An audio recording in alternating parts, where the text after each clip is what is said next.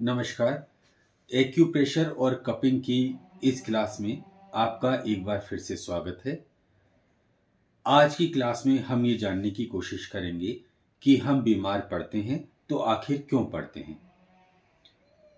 इसका शॉर्ट में जवाब मैं आपको पहले भी दे चुका हूँ। यहाँ थोड़ा सा और ज़्यादा विस्तार से पढ़ेंगे। शॉर्ट में मैंने आपको बताया था कि हमारे शरीर में एक एनर्जी है और उसका जो फ्लो है वो हमेशा बैलेंस पोजीशन में चलता है। जब ये बैलेंस बिगड़ जाता है, एनर्जी या तो तेज बहने लगती है या एनर्जी धीरे बहने लगती है, एनर्जी कहीं पर रुक जाती है, तो हम बीमार पड़ते हैं। हमें पेन होता है, हमें और तरह की तकलीफें होती हैं। पर अगर ये एनर्जी स्मूथ तरीके से हमारे शरीर में बहती रहती है तो हमें कोई बीमारी, कोई परेशानी नहीं होती। हम प्रफुल्ल रहते हैं, हम प्रसन्न रहते हैं, हम खुश रहते हैं और हम अपने आप को स्वस्थ महसूस करते हैं। तो आइए जानने की कोशिश करते हैं कि हम बीमार पड़ते क्यों हैं। जब हम एक्यूप्रेशर पढ़ते हैं तो हमें इसका जवाब 6 ईवल्स के रूप में दिया जाता है। और ये कौन कौन सी हैं? ये हैं wind, cold, heat, dryness, dampness और फायर। अब हमें ये समझना होगा कि हम कैसे पहचानें कि किस अटैकर ने हम पर अटैक किया है, जिससे हम उसे पहचान सकें और अपने शरीर से बाहर निकाल सकें। तो जो ये ईविल हैं, ये हमारी मेरिडियन में घुसकर अलग अलग बीमारियां पैदा करते हैं और कई बार इनका मिक्स पैटर्न भी देखने को मिल जाता है, जैसे विंड कोल्ड, विंड हीट, डैम्प हीट, है ना। तो इस तरह के मिक्स पैटर्न भी हमें देखने को मिल जाते हैं। इनके सोर्स जो हैं, इनके अंदर जब ये घुसते हैं तो इनके जो सोर्स होते हैं वो इंटरनल भी होते हैं और एक्सटर्नल भी होते हैं, यानी दोनों हो सकते हैं। जैसे कि भोजन, मौसम, ये हमारे एक्सटर्नल पॉइंट हो गए, है ना। इंटरनल शारीरिक संरचना जो हमारी है, हमारी जीवन शैली कैसी है, ये एक्सटर्नल और इंटरनल सोर्सेज हैं। अब लक्षण से कैसे पहचाना जा सकता है कि बीमारी हुई तो किस कारण से हुई, किस ईविल ने हम पर अटैक कर दिया। तो सिंपल से तरीके हैं। जैसे अगर विंड का अटैक हुआ हो तो बीमारी एकदम तेजी से आपके शरीर में एंटर करेगी। जैसे अचानक ही छींकों का दौरा पड़ जाए, है ना, अचानक बहुत ज़्यादा छींकें आने लग गई, अचानक बहुत तेज सिर में दर्द हो जाए, तो हम क्या समझते हैं कि अचानक अभी अभी हुआ, अभी थोड़ी देर पहले तो नहीं था, पर अचानक एकदम बहुत तेज सिर में दर्द हो गया, इसका मतलब विंड का अटैक है ना। दूसरा, जैसे अगर हमारी बॉडी में कंपन हो, अगर हमारी बॉडी में ऐंठन हो, अगर हमारी बॉडी में सुन्नता आए, अगर अचानक बॉडी में खुजली शुरू हो जाए, अगर अचानक हमें चक्कर आने शुरू हो जाएं, तो ये सब किसके सिम्टम हैं? ये विंड के सिम्टम है। क्लियर हुआ आपको? अब दूसरे को समझते हैं। ये है कोल्ड। कोल्ड में क्या खास बात होती है कि कोल्ड जो है वो यांग को नुकसान पहुंचाता है। वैसे भी आप समझ सकते हैं, आप जानते हैं कि यांग जो है वो हीट है, और जब कोल्ड आएगा तो क्या होगा? हीट कम हो जाएगी, यानी कि यांग को नुकसान पहुंचेगा।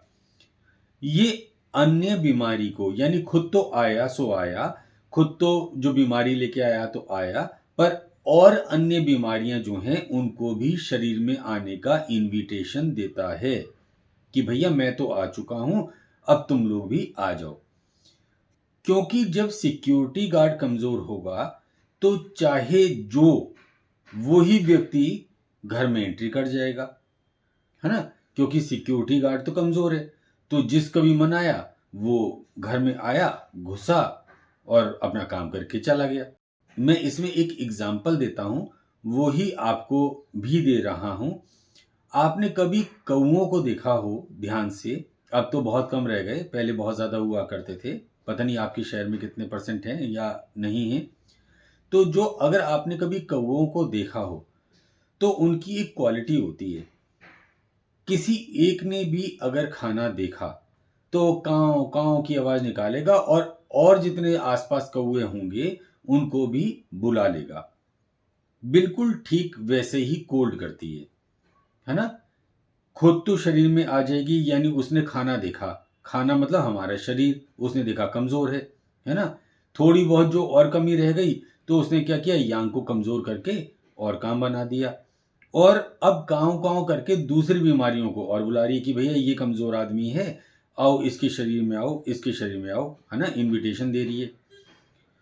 इसमें क्या होता है, जब कोल्ड हमारी बॉडी में आता है, तो क्या होता है, हमारे अंग ठंडे पड़ जाते हैं, ब्लड का जो सर्कुलेशन है, वो खराब हो जाता है, धीमा हो जाता है, उल्टी आने को महसूस होती है, दस्त लग जाते हैं, जोड़ों में दर्द हो जाता है, योनि से स्राव बहने लगता है, मासिक रोग हो जाते हैं, क्रैम्प भी आने लगते हैं।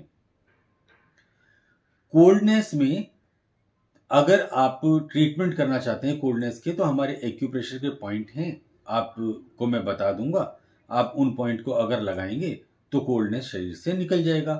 पर अगर कोल्डनेस का आप बहुत तेज ट्रीटमेंट चाहते हैं कि जल्दी से ये कोल्डनेस नाम की जो मुसीबत हमारे शरीर में आई है ये निकले, तो हमें क्या करना होगा, हमें उस टाइम में मोक्सा करना पड़ेगा। मोक्सा बहुत तेजी से कोल्डनेस को कम करता है। देखिए, मैं बीच बीच में आपको बताता चलूंगा कि कहाँ पर कौन सी चीज़ ज़्यादा तेज काम करती है।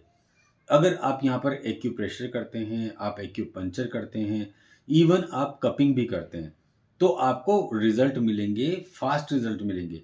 पर सबसे फास्ट रिजल्ट अगर आपको चाहिए, सबसे तेज आपको रिजल्ट चाहिए, तो ऐसे कंडीशन में हम दो चीज़ें कर सकते हैं, दोनों के रिजल्ट सबसे तेज हैं। नंबर 1 मोक्सा, नंबर 2 पोटली। ठीक है, पोटली भी आयुर्वेदिक स्टोर्स में मिल जाती हैं। तो पोटली में कुछ दवाइयाँ होती हैं, आयुर्वेदिक दवाइयाँ, उनको हम तवे में रख के ऐसे गर्म करके और उसको अपने एक्यूप्रेशर के अगर पॉइंट में लगा देते हैं, तो वो भी बहुत अच्छा और फास्ट रिजल्ट देती हैं। सेम विद मोक्सा, मोक्सा भी बहुत तेजी से रिजल्ट देता है। अब नेक्स्ट कंडीशन जो आ गई वो है हीट की। अब हीट में क्या क्या सिम्टम पैदा होंगे, हीट में आदमी की बॉडी जो है वो गर्म होगी, उसे अंदरूनी तौर पर भी गर्मी थोड़ी सी ज़्यादा लगेगी, प्यास उसको थोड़ी सी ज़्यादा लगेगी, थकान वो ज़्यादा महसूस करेगा, पसीना उसको ज़्यादा आएगा। अगर वो यूरिन कर रहा है तो वो यूरिन में देखेगा कि उसका यूरिन पीले कलर का यानी येलो कलर का है। और जब बहुत ज़्यादा हीट बढ़ जाती है तो कभी कभी बेहोशी भी आ जाती है, ऐसा भी देखा गया है। नेक्स्ट ईवल क्या है, डैम्पनेस। ये भी यांग को नुकसान पहुंचाता है। कोल्डनेस भी यांग को नुकसान पहुंचाती है और ये भी यांग को नुकसान पहुंचाता है। इसको कैसे डिफरेंट करेंगे अगर हम कोल्डनेस के साथ करना चाहें तो, ये स्वभाव से भारी है, यानी डैम्प जहां पर आपकी बॉडी में होगी वो अंग आपको भारी महसूस होगा। सेकंड, ये चिपचिपा होता है ना?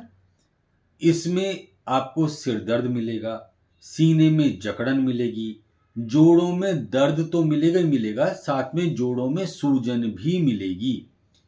अगर बॉडी से कफ आ रहा है तो चिपचिपा आएगा। अगर आप फ्रेश होने गए तो आप देखेंगे कि आपका स्टूल बिल्कुल चिपचिपा है। वो अगर पॉट से चिपक जा मतलब लग जाता है तो वहीं चिपक जाता है, इजीली छूटता नहीं है ना? तो अगर चिपचिपा है कोई भी चीज, चाहे आपका कफ है, चाहे आपका स्टूल है, या आपका कोई डिस्चार्ज है, तो वो उसका रीजन है डैम्पनेस। यूरिन आएगा तो वो झागदार आएगा, शरीर में मोटापा बना रहेगा और सबसे बड़ी बात कि शरीर भारी होगा, हैवी महसूस होगा उसको, है ना। अब इससे नेक्स्ट की बात करते हैं, ये है ड्राइनेस। ड्राइनेस सबसे ज़्यादा जो हमारी बॉडी में नुकसान करती है, वैसे तो जहाँ भी होगी नुकसान करेगी, पर सबसे ज़्यादा जो इफ़ेक्ट पहुँचाती है हमारी बॉडी को, वो लंग्स को पहुँचाती है।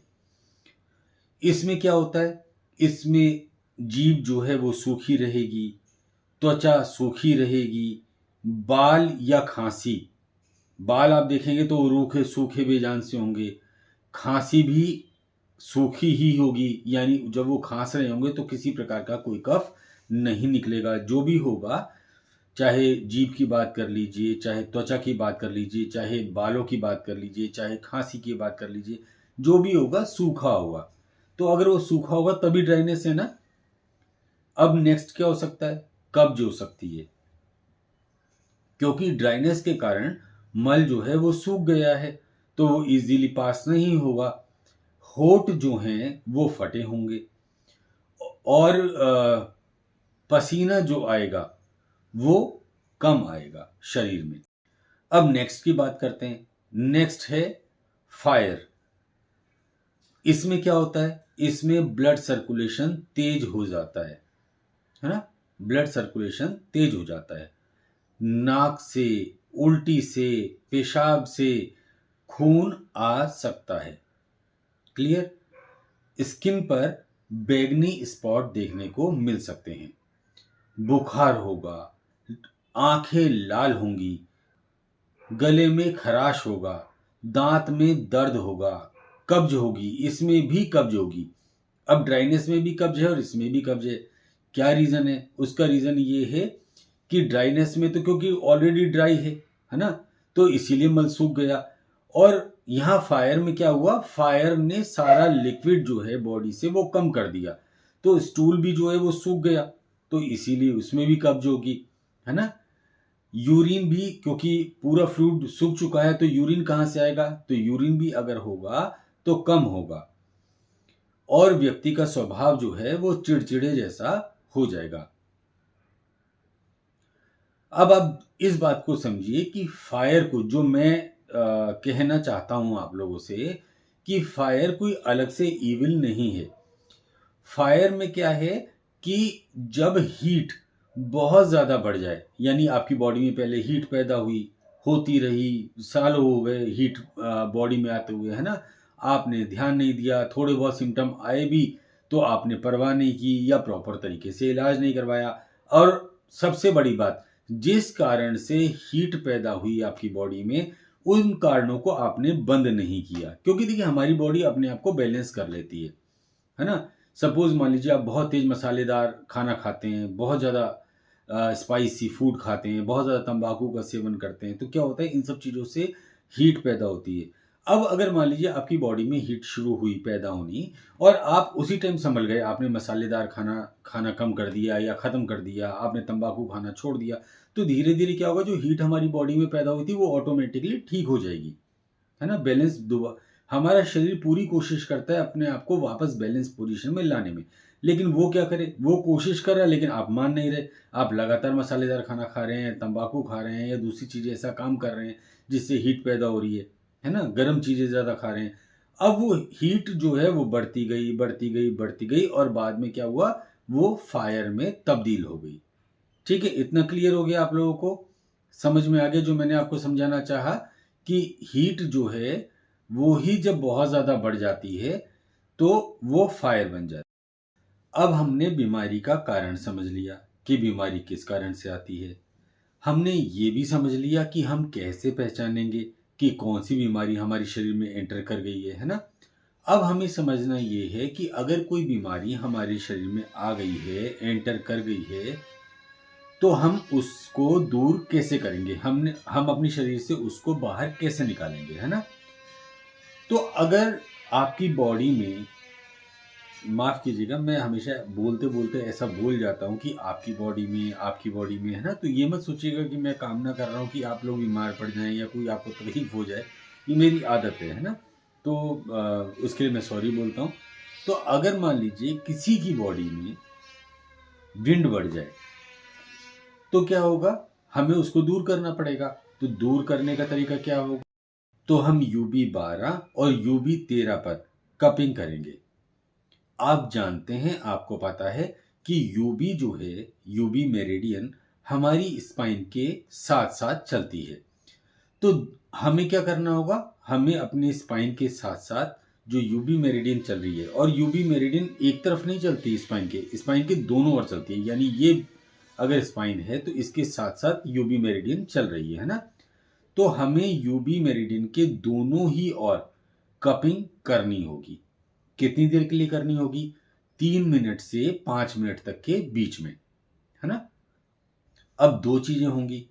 एक तो अगर मान लीजिए आप बिल्कुल सही लोकेशन नहीं पहचान सकते कि UB12 कहाँ है, UB13 कहाँ है ना, तो कप का साइज जो होता है वो बड़ा होता है ना। आप जानते हैं पॉइंट जो है इतने एरिया में अगर आगे हमने मैग्नेट लगाई तो, पर कप इतने बड़े एरिया होता है, इतना बड़ा एरिया होता है ना। तो अगर हमें थोड़ा बहुत ऊपर नीचे भी लगाया तो वो पॉइंट दब जाता है, वो पॉइंट एक्टिवेट हो जाता है। तो अगर आप सही एक्यूरेट जगह पर नहीं भी लगा पाए तो भी आपका जो मेन पॉइंट है वो दब ही जाएगा। दूसरा, इससे ऐसा नहीं होगा कि केवल अपर पार्ट से ही विंड निकल जाए, है ना, कि केवल अपर पार्ट से ही विंड निकल गई। इसमें विंड तो निकलेगी पर केवल अपर पार्ट से नहीं निकलेगी। इसमें विंड हमारी पूरी बॉडी से, यानी जहां भी हमारी बॉडी में विंड ज्यादा होगी वहां से विंड निकल जाएगी। कितना ये आसान हो गया आपके लिए, है ना। हमें ये जानना भी नहीं पड़ा कि हमारी बॉडी में कहाँ किस तरह से विंड आई, या विंड हमारी बॉडी में कहाँ पर मौजूद है। हमने देखा कि विंड के सिम्टम आए, हमने UB12 और 13 पर कपिंग कर दी। अब हमारी बॉडी में जहां भी, जिधर भी विंड ज्यादा होगी वो अब ऑटोमेटिकली निकल जाएगी। हाँ, ये मत समझ लेना, कुछ लोग कंफ्यूज हो जाते हैं, कुछ लोग थोड़ा ज्यादा सोचते हैं कि ये मत समझना आप कि अगर आपकी बॉडी में एक्स्ट्रा विंड है ही नहीं, बाई चांस मान लीजिए आप, बहुत सारे लोग नए होते हैं ना, तो हम नहीं समझ पाते हैं इस चीज को। हमें ऐसा लगता है कि विंड का अटैक हुआ है, लेकिन वो विंड का अटैक नहीं होता, है ना।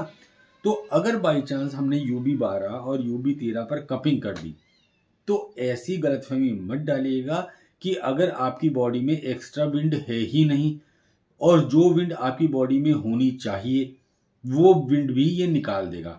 ऐसा नहीं होगा, बिल्कुल भी नहीं होने वाला इस तरह से, है ना। ठीक है। तो अगर किसी के दिमाग में ये हो कि कहीं ऐसा ना हो कि भाई मेरी शरीर से मतलब जो जरूरी विंड है वो भी निकल जाए, तो वो काम ये नहीं करता। एक्यू पॉइंट जो होते हैं वो बॉडी को केवल बैलेंस में लाने का काम करते हैं। आपकी बॉडी में जहां भी कुछ एक्स्ट्रा होगा उसको निकाल कर वो बैलेंस कर देंगे। पर अगर कोई चीज ऑलरेडी बैलेंस है तो ये उसको नहीं निकालते, है ना। तो अगर आपकी बॉडी में एक्स्ट्रा विंड नहीं थी तो ये केवल विंड को बैलेंस करेंगे, उसको शरीर से बाहर नहीं निकालेंगे। अब इसके साथ ही अगर हम गवर्निंग वेसल 20 और गवर्निंग वेसल 16 पर मसाज कर दें या 1 या 2 मिनट तक प्रेशर दे दें, है ना, LI4 और लीवर 3 इन दोनों पॉइंट पर भी अगर हम कपिंग कर दें या हम एक्यूप्रेशर कर दें तो क्या हो जाएगा कि ट्रीटमेंट पूरी तरह से, हर तरह से कंप्लीट हो गया, है ना। अभी जो आपने 2 पॉइंट सीखे थे UB12 और UB13 वो भी सफिशिएंट हैं। ऐसा नहीं है कि अगर आप वो लगाएंगे तो वो कोई काम नहीं करेगा। पर होता क्या है ना कि सपोज आपने देखा होगा कि कोई टेररिस्ट अगर कहीं पर घुस जाता है तो आर्मी या पुलिस क्या करती है कि उसकी चारों तरफ से घेराबंदी कर देती है, चारों तरफ से उसको घेर लेते हैं ताकि वो किसी भी एंगल से छूटकर भाग ना जाए, कि कोई भी एंगल ऐसा ना बचे जिस एंगल से वो निकल के भाग जाए, है ना। तो हम भी क्या कर रहे हैं, हमने अगर उस आतंकवादी को देखा विंड को तो हमने 12-13 लगाकर उसको घेर लिया। पर अगर उसको चारों तरफ से घेरना है कि वो किसी भी तरह से बच के ना निकलने पाए तो हम और 4 पॉइंट ले लेंगे वो है गवर्निंग वेसल 20, गवर्निंग वेसल 16। ये दोनों पॉइंट जो हैं उसको और अच्छे तरीके से कवर करेंगे। और अगर हम LI4 और लीवर 3 इन दोनों को भी ले लेंगे तो घेराबंदी हमारी पूरी हो जाएगी। अब ट्रीटमेंट कंप्लीट हो गया, अब किसी और पॉइंट की जरूरत नहीं है। ये भी मैं आपको बता दूं कि मैंने आपको LI4 और लीवर 3 ये 2 पॉइंट क्यों बताए, स्पेशली कपिंग करने के लिए या एक्यूप्रेशर देने के लिए। ये दोनों पॉइंट मैंने आपको इसलिए बताए, स्पेशली बताए, क्योंकि कई बार क्या होता है कि विंड हमारे शरीर में बहुत गहराई तक चली जाती है ना। कोई भी बीमारी जब पुरानी हो जाती है तो वो गहराई में चली जाती है, अपनी जड़ बना लेती है। तो अगर हम ये 2 पॉइंट और लगा दें, LI4 और लीवर 3, तो जो अगर विंड बहुत गहराई में हमारे शरीर में पहुंच गई होगी तो ये दोनों पॉइंट उस गहराई से भी उसको खींच के ले आएंगे, वहां से भी इसको पकड़ के ले आएंगे और शरीर से बाहर कर देंगे। तो देखा आपने, समझा आपने कि केवल 6 पॉइंट से ही हमने शरीर के अंदर तक घुसी हमारी जो विंड है उसको निकालकर बाहर कर दिया। अब नेक्स्ट पॉइंट क्या आता है? नेक्स्ट पॉइंट आता है हीट का। अब आइए हीट को समझते हैं। हम समझ चुके हैं कि bacteria, virus, cold hot air, pollution, ये सब क्या है? ये सब विंड है। और हम कोल्ड को भी समझ चुके हैं। अब हीट का मतलब क्या है हमें ये समझना है ना। तो हीट का मतलब है इन्फ्लामेशन। अब इन्फ्लामेशन कहीं भी हो, यूरिन में हो, LI में हो, आंखों में हो, यानी जहां पर भी हीट हमारी बॉडी में होगी वहां इन्फ्लामेशन होगा, बर्निंग सेंसेशन होगी, बॉडी का टेम्परेचर ज्यादा होगा। अब हमें इस हीट नाम के दुश्मन को बाहर निकालना है, ये हीट जो हमारे लिए नई मुसीबत आ गई है। तो हम क्या करेंगे? हम LI4, LI11 और गवर्निंग वेसल 14 इन पॉइंट का इस्तेमाल करेंगे और इस बढ़ी हुई हीट को हम दूर कर देंगे। गवर्निंग वेसल 14 जो होता है वो C7 और T1 के जंक्शन पर है ना। ठीक है। अब आपने मेरिडियन क्लास की होगी तो वहां तो मैंने बहुत डिटेल में ये सब चीजें समझाई हैं, पर जिसने ना की उसको भी मैं बता दूं कि आप अपनी गर्दन को अगर झुकाएंगे और यहां से पीछे चलना शुरू करेंगे तो जहां गर्दन खत्म होती है वहां पर आपको एक उभरा हुआ पार्ट मिलेगा, एक उभरी हुई हड्डी मिलेगी। ठीक है। ये जो उभरी हुई हड्डी है इसका ऊपर का यानी गर्दन की तरफ का जो पार्ट है वो C7 है और जो नीचे पीठ की तरफ पार्ट जा रहा है वो T1 है ना। ठीक है।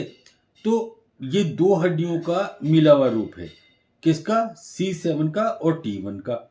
अब आप बहुत सावधानी से देखिए, इसमें इसी उभरे हुए पार्ट में आपको एक जगह डिप्रेशन मिलेगा, यानी जहां पर C7 खत्म होगी और T1 शुरू होगी उस जगह पर आपको डिप्रेशन मिलेगा। ये जो डिप्रेशन है ये हमारा गवर्निंग वेसल 14 है। ठीक है। ये बहुत ज्यादा इंपॉर्टेंट पॉइंट मैं मानता हूं। क्यों?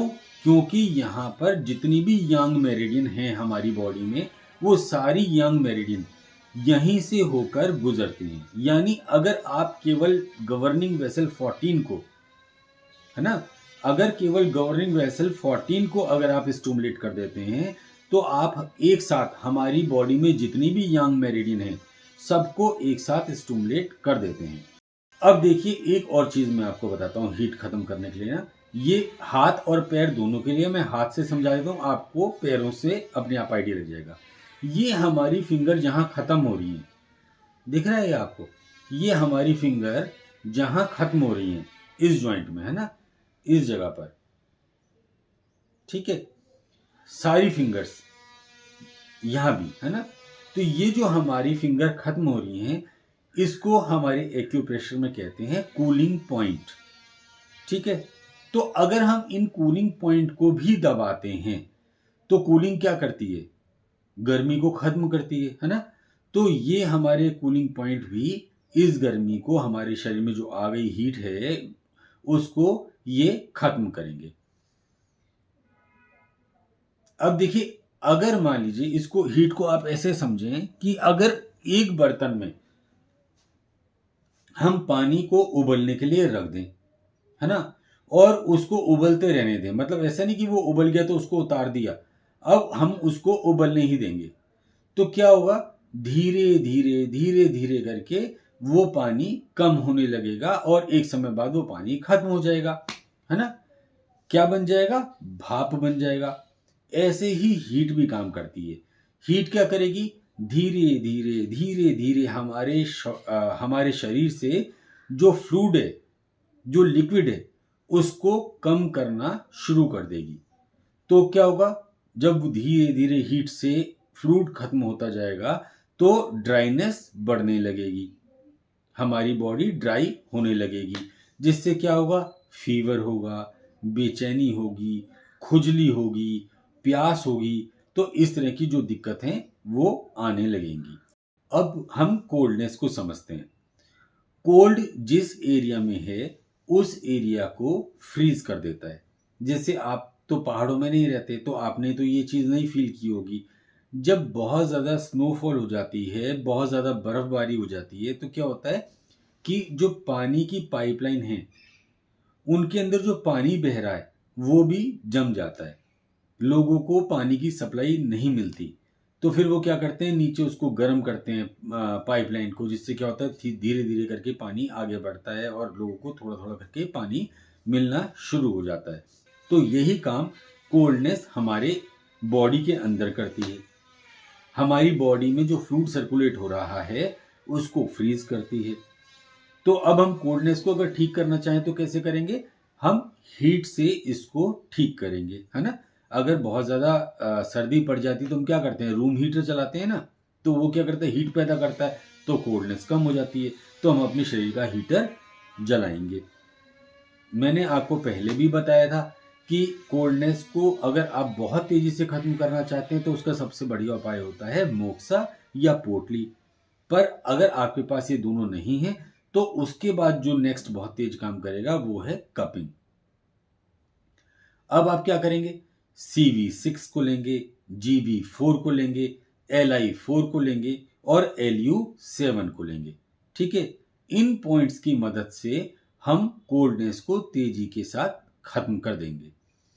अब मान लीजिए किसी भी आदमी को शिवरिंग हो रही है ना, जब ठंड लगेगी तो कपकपी तो आएगी, शिवरिंग तो होगी ना।